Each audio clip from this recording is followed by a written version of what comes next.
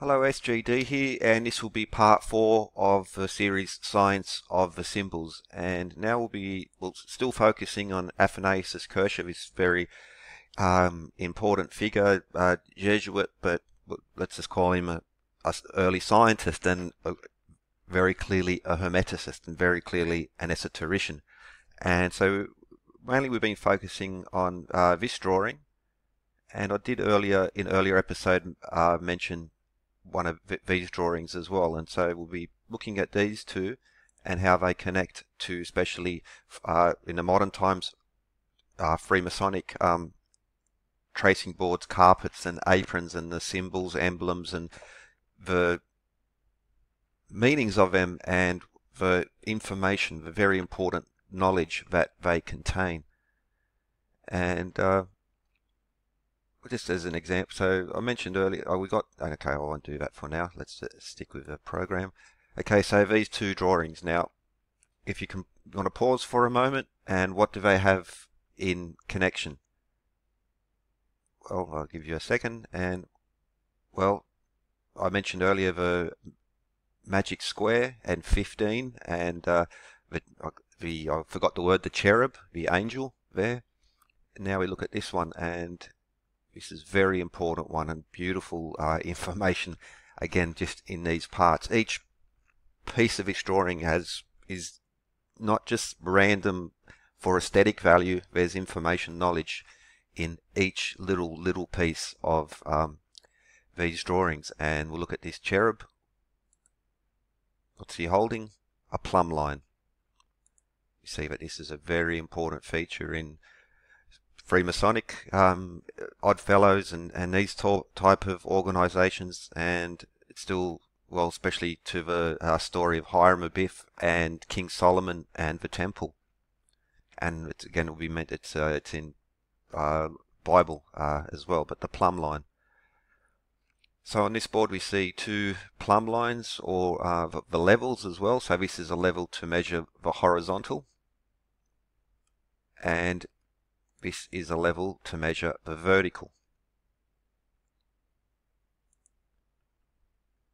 And so these drawings, now again focusing on this cherub here and the plumb line. Now, where is the plumb line in this illustration? Well, it's lots of them. But that's first got to do, and Edmund Gunter, as you can see, was the same period, and he served under Queen Elizabeth I, and the mile and the foot and so many imperial measures that we have now as our official standards were actually brought into law by Elizabeth I with the work of Edmund Gunter. He was an astronomer, mathematician, geometer, and clergyman as well. So just like Kircher, he was he's got his fingers in many pots. As they say, a Renaissance man. He was, you weren't a specialist you understood many aspects of quadrivium and the 7 liberal arts. One of the things he's most famous for publishing, not inventing, but for publishing on and publish on in detail, is the quadrant. Now, this is it's essentially a sextant. It's a measuring tool. It's used for navigation, but also for, well, measuring the height, and you can also apply it to measuring the distance of things once you get, the Pythagorean theorem, a bit of trigonometry. But this is his quadrant.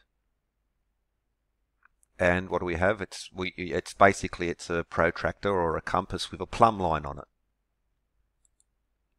Links will be in a description. I did a series, History of the Hermetic, but part 1 and part 2. Those links will be in a description, because talk about, well, especially the difference between the older Bibles and the King James Bible, and how important Edmund Gunter, Queen Elizabeth, John Dee, Francis Bacon, and, well, King James I were, and what information, beautiful information, they were encoding in there. So the Surveyor's Chain, or the Gunter's Chain, was just one of the published works that was so important in regards to Edmund Gunter.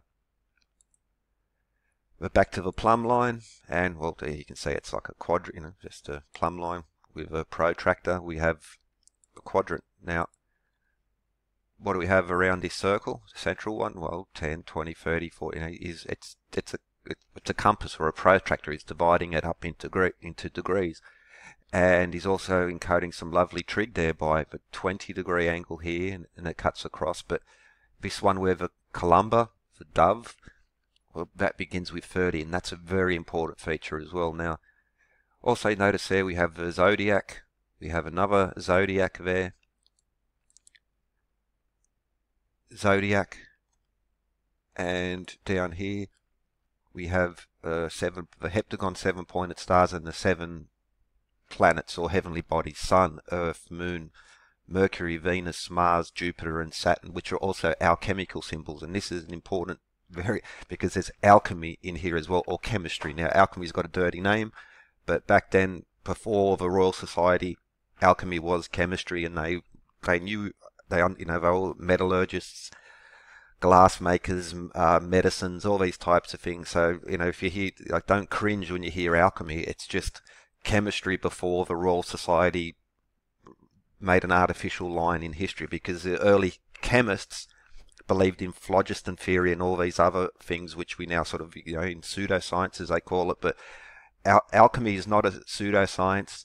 For instance, I posted a while back something on alchemy and showed how the basic, still in chemistry, things like distillation and the basic operations in chemistry were actually encoded in these older alchemical works. And then someone like laughed, haha, but alchemists believe you could turn lead to gold, and I'm Mr. Science. And then, well, shut him up really quickly, because I just posted a few links to how he said it was impossible to turn base metals into gold. Well, it's not. It's been known for years and years that you can do this. It's really, really expensive. It's not profitable, but you can do it. So the alchemist delusion that you can turn lead to gold being a falsehood, well, no, it's, you've got to keep up with this stuff if you want to poo-poo hermeticism, because you just make an ass of yourself when you just go along with the narrative. But anyway, the quadrant, the plumb line. So what do we have? We have a plumb line, and that it's serpentine, that it's curved like this. This is important as well, because we have another a quadrant. We see 1, 2, 3, 4 quadrants, and each of them have a plumb line in this serpentine form. Serpentine, serpentine.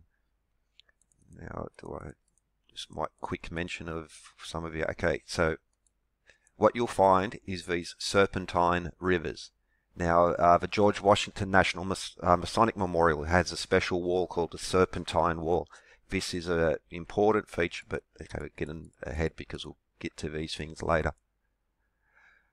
But lots of plumb lines, lots of quadrants, measuring tools. It's hermeticism. Hermes, the god of weights and measures. Thoth, the god of weights and measures and knowledge, just like Hermes as well. Hermes was also the god of commerce and travelers. What do especially commercial travelers need to do? They need to navigate. Edmund Gunter, Francis Bacon, and Drake, they were sailors, they were navigators, they were map makers. These instruments of Gunter were essential in the modern world, and we still use them today. But the sextant is now a little bit, well, now we've got GPS and we've forgotten how to do these things. But here's some of the other works that Gunter was famous for publishing and in detail. They were of course known, but it was more trade secrets. But around about that time of Gunter, Queen Elizabeth I, they started publishing maps, they started publishing books, instructional books, because they wanted to build a large navy. So instead of a few people keeping the trade secrets of navigation, it went public. And it was just, because they needed to train a lot of officers to, and so the old secrets, all these hermetic, ancient secrets, but at the time of Gunter and Elizabeth I, the King James Bible, it became more public, more accessible knowledge. And that's why a lot of modern secularist sort of types can't understand it, because they think, it hasn't been officially published in a nice ISBN number with a, but just get that out of your head. Well, apart from the astrolabe, and this is a quadrant, but we have the cross staff, a very important measuring item as well. Now, for instance, the cross staff by Gunter, he used exactly 1 yard. His cross staff had to be. That is 108 grains. 108. Well, we also have a cross staff here. another measuring tool. It's the secrets are there to be had with its geometry, which geometry, geo, earth, measure, metry, earth measure. The quadrivium, music, astronomy, arithmetic, and geometry are all joined by the hermetic principles of weights and measure. Thoth, the god of knowledge, engineering, weights and measure. Yeah. Okay, so now we look at this. Well, we've got the I'll go into these other symbols, but I did a whole series on the cornucopia as well and the thing. But what I want to look at here is part of my Latin. I wasn't, I was trained in a public school, not a proper school. Quadrans, horanum, ab auto et ocasu su inal, I think. Now, but if we drop that into the Google Translator, a quarter hour from east or west, or horizontal. Now, this last word, well, I'm pretty sure that's what it is, but I can't. But these, a quarter hour from east and west, very important because this connects to the plumb line, but also measure systems. I did a series of, link in the description. I did a series on cornerstones, and that they're important. So you have, like, again, your standard mason board, the ashlar, or the tested stone, a precious stone, a sure foundation, a tested stone. We also have the stone the builders rejected, which is got to do with capstones or headstones, and also applications to alchemy and the philosopher's stone. Now, the philosopher's stone, again, is not this Harry Potter stuff, because you look at the work of Newton and these other people, and they talk about it, and we'll get into that later. I've did some videos a while back on that. But the cornerstone, precious stone, again, the plumb line to measure and test the stone. And now we bring in the plumb line, or the plummet, which is this important feature. The plummet, and like we still say now, to plummet is to fall, but that's what a plumb line does. It falls straight down. It's also mentioned in Amos, the importance of the plumb line to, a sure measure. In Solomon's Temple, there we see the plumb line still in use today. It's a beautiful, essential tool. Now we want to go now for laser measures and stuff, but with some simple tools you can do amazing work, which relates back to the Merkit, which was an Egyptian plumb line, and plums was so important in Egypt, and it's all over the place. The Merkit was also an Egyptian plumb line, which was used as also a timekeeping device, especially measuring time at night.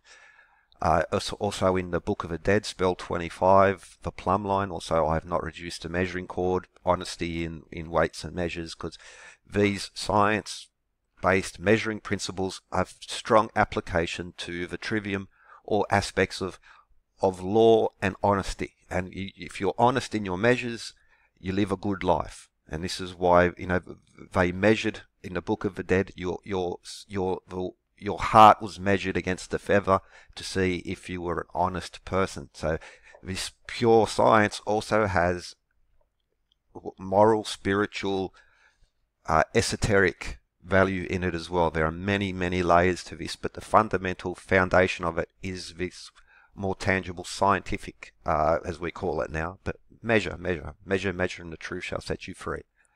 UN Security Council, so outside the Security Council building, again, we have a plumb line. It's just a standard universal symbol going back ages. And again, we mentioned this, the Merkit and a plumb line to measure, to test, but also as a timekeeping device. And that's because a pendulum or a plumb line, now in a grandfather clock, it's rigid, but you can use this same principle with a string to make a measuring device. The plumb line is also a tool to measure time. And what else is that cherub holding? Well, he's holding a ruler. If you have the right measure and you have a pendulum, you can measure time. Which brings us back to a quarter hour east from west. Now, if you've seen my videos, especially in regards to the meter, the Royal Egyptian cubit, and the second, and all the Great Pyramid embodying the earth, geometry, earth measure, it's all there. And that will be featured more in the next episodes. But with that, hope you enjoyed. A lot more to come.